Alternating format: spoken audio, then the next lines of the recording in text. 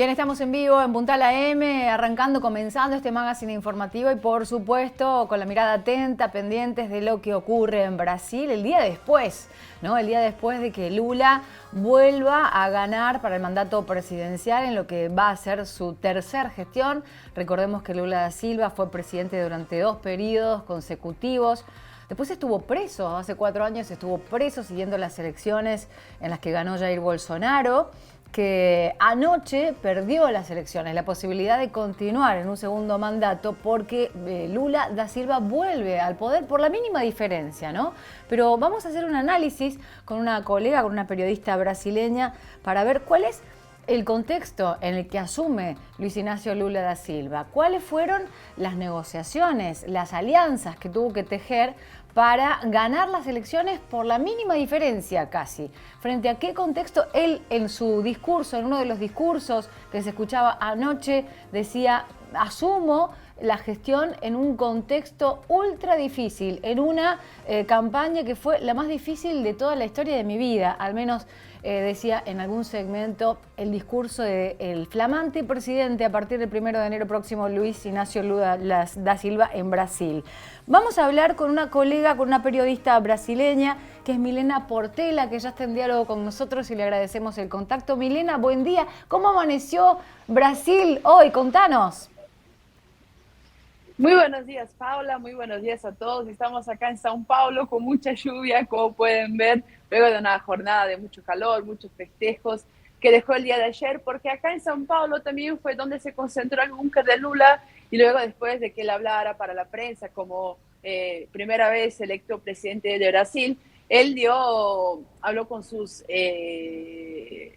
votantes en la Avenida Paulista, un lugar histórico acá en São Paulo, donde es conocido que todos los gobernantes que son electos van a hablar ahí, hay también muchos festejos, y dejó un discurso muy importante, ¿no? Vimos a Lula primero en ese discurso, luego después otro en la Paulista, donde habló de que acá no hay dos Brasiles, hay un solo Brasil, que él no va a gobernar solo para el PT, él va a gobernar para todo el país, y también habló de buscar reconciliar la paz. ¿Y eso por qué? Porque vemos mucha violencia en los últimos tiempos acá en Brasil, ¿no? Hasta lamentablemente muertes entre electores de Bolsonaro, electores de Lula, y es el clima que también que se vivió en las últimas semanas con el caso Roberto Jefferson, el exdiputado aliado de Bolsonaro, que fue algo que preocupó mucho la campaña de Bolsonaro, que atacó contra la Policía Federal de Brasil, y luego en el día anterior el caso de Carla Zambelli, diputada reelecta bolsonarista acá en São Paulo, que también tuvo un acto ahí con un votante de Lula, acá en São Paulo, exacto, acá en São Paulo, y terminó que su custodia, además de todo lo que pasó, disparó un tiro. Entonces, ese es el ambiente, ¿no?, que vivimos acá en Brasil, lamentablemente, y es lo que Lula también quiere tratar de buscar reconciliar acá. Bueno, y justamente el tema que tocas, Milena, no es menor, porque durante los años que estuvo Jair Bolsonaro, los índices, las cifras de portación de arma en Brasil se han duplicado y hasta triplicado, ¿no? Contanos un poco esto de que la diputada bolsonarista salga a los tiros contra un militante lulista. Es un recorte de lo que pasa en el resto de la sociedad, lo que ha pasado, este estilo de gobierno, este perfil de gobierno bolsonarista que es claramente pro armas, entre otras cosas, ¿no?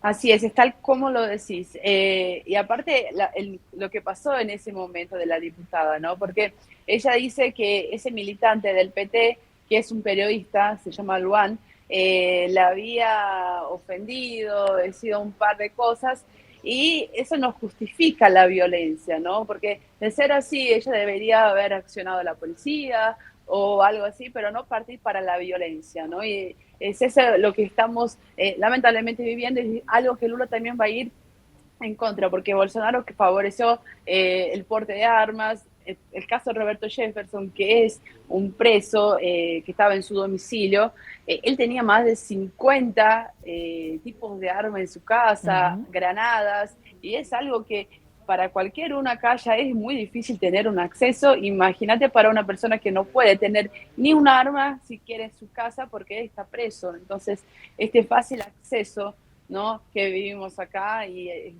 lamentablemente se convirtió en algo muy común.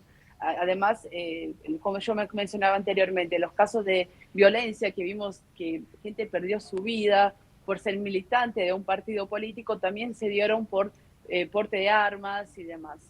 Milena, volviendo a las cifras, ¿no? Y al escaso margen por el que ganó Lula, bueno, recordemos que en la primera vuelta no se pudo hacer. En la segunda vuelta se ganó, pero por la mínima diferencia, con lo cual se ha leído como un crecimiento de la expresión bolsonarista. Tanto es así, no sé si ya finalmente reconoció Bolsonaro la victoria de Lula, pero se especula con que ya se forme políticamente con miras al 2026 la propuesta de Bolsonaro, ¿no? Acá hay algo muy importante, ¿no? Está muy equivocado quien subestimó al bolsonarismo, ¿no? Es algo que llegó en Brasil y va a ser muy difícil que se vaya. Bolsonaro creció en esta segunda vuelta más de 8 millones de votos, ¿no? Fue una elección muy ajustada, con lo justo. Sabíamos que sería así también, pero esto demuestra la polarización que hay en Brasil. En cuanto a que Jair Bolsonaro todavía no habló, no felicitó a Lula. Anoche estábamos en el búnker, Lula recibió un llamado, creíamos que era Bolsonaro, pero no fue así. Bolsonaro que incluso anoche no quiso recibir a sus aliados, mucha gente le quiso verlo en Brasilia, él no quiso recibir a nadie, estuvo solo con su hijo y su ex candidato a vicepresidente Braga Neto, y hasta el momento no salió a hablar. Hay muchos periodistas, colegas que están ahí en Brasil esperando que él se acerque y que dé su palabra y todavía no pasó. Es la primera vez desde la redemocratización que no, un presidente no lo saluda al otro, no lo felicita acá en el país. Y eso que, a ver, la institución democrática demanda que así sea, la expectativa es que ocurra en las próximas horas, pero si no, ¿qué puede llegar a pasar? ¿Con qué se especula? Porque Jair Bolsonaro tiene que cumplir mandato hasta el 1 de enero, ¿no? Mira, te comento algo que está pasando ahora en Brasil. Desde anoche hay muchas rutas acá que están cerradas porque camioneros se están cortando, prendiendo fuego, neumáticos, porque no asumen que Lula ganó las elecciones y piden hasta una intervención militar. No. Y esto está pasando en 7 estados acá en Brasil. Sí, empezó en Santa Catarina, en Paraná, ahora también está pasando en Mato Grosso, incluso en una ruta muy importante acá en Brasil, que es la Dutra, que es la divisa entre São Paulo y Río de Janeiro. Hasta el momento está cortada. Entonces, este es el clima que vivimos en Brasil y que el presidente no salga a hablar y no lo felicite a Lula o al menos agradezca, ¿no?, a los 58 millones de votos que recibió. Eso empeora la situación, no acalma los ánimos. Entonces, este es el clima y un poco de lo que comentábamos, ¿no? De lo que se vive en Brasil, porque Bolsonaro no es un político como de antes. Bolsonaro es un extremista. Hasta Lula ayer, cuando habló ahí en la Avenida Paulista, comentó que fue la elección más difícil de su vida, porque antes él tenía rivales y hoy él tuvo que pelear con el autoritarismo.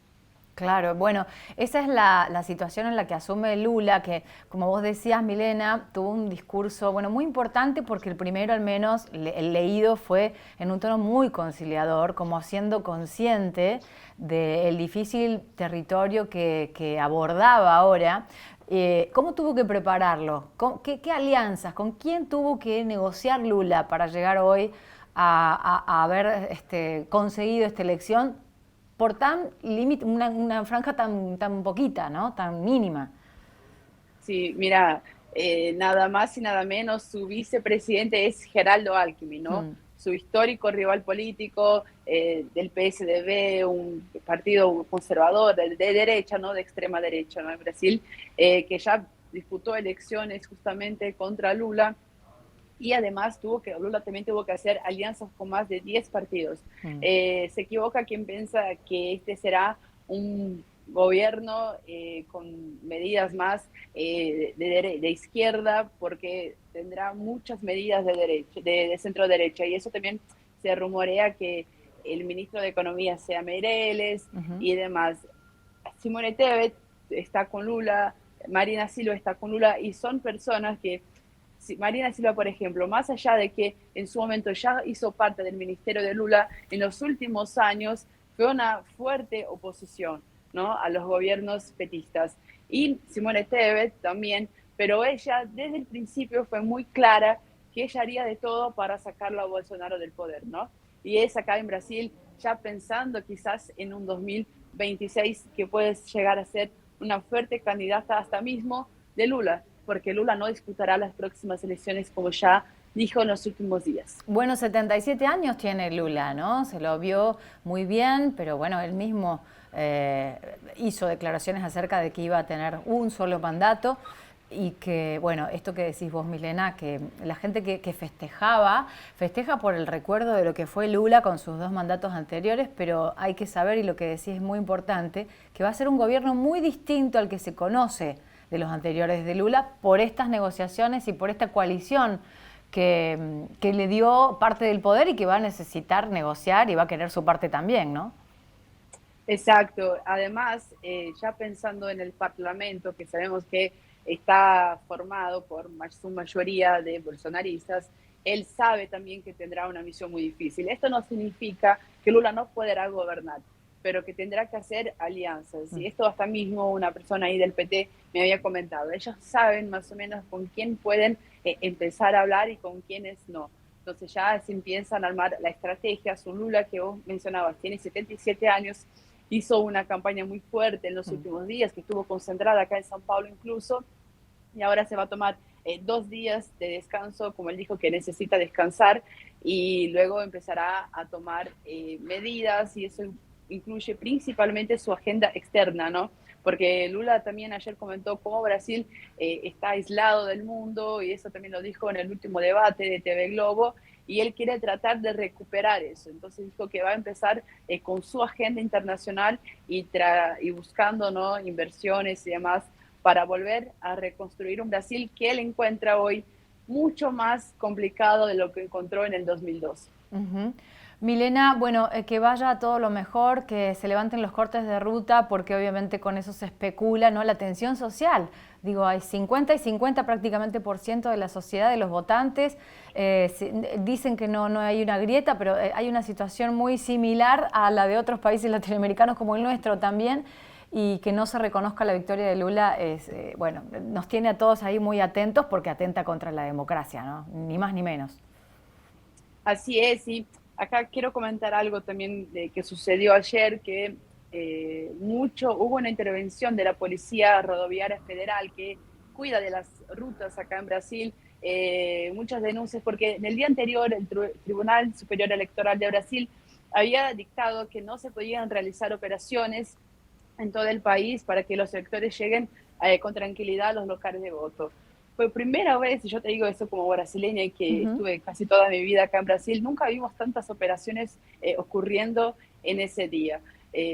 Solo en el nordeste, el lugar donde Lula ganó con más del 72%, más de 200 operaciones fueron realizadas. ¿Y por qué yo comento eso? Porque hay lugares de gente que es muy lejano, no está en la ciudad, viene de la zona rural y tiene que viajar como 2-3 horas para llegar a lo local, su local de votación. Entonces, eso generó mucha especulación. El PT quería que se tardara un poco más, que se cierren los comicios, principalmente en esas zonas afectadas, claro, que no sucedió, pero ahora se va a empezar a investigar qué realmente sucedió y por qué lo hicieron. Entonces, eso también fue algo que pasó en el día de ayer y que dejó muchas dudas, ¿no? ¿Por qué esto llegó a pasar? Y siendo que el director de la Policía Rodoviaria Federal en el día anterior de las elecciones había subido una historia a su red social pidiendo votos justamente a Bolsonaro. Claro, ni más ni menos. Bueno, mucha suspicacia, mucha sospecha. Ojalá que se desarrolle todo de la mejor manera, institucionalmente democrática, como tiene que ser.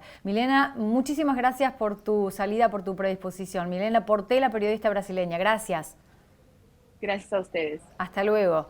Bueno, y Lula, a partir del 1 de enero, asume su tercer gestión presidencial, su mandato presidencial. Ahora se va a tomar un par de días, como decía Milena recién, una campaña agotadora, pero siendo consciente de que no está lidiando con un político como Jair Bolsonaro, sino con alguien que tiene un perfil militar, autoritario, y que hasta el día de hoy, hasta el momento de hoy, no está reconociendo la victoria de Lula da Silva a través del voto popular, ni más ni menos. Así que hay mucha expectativa, rutas cortadas, tensión social.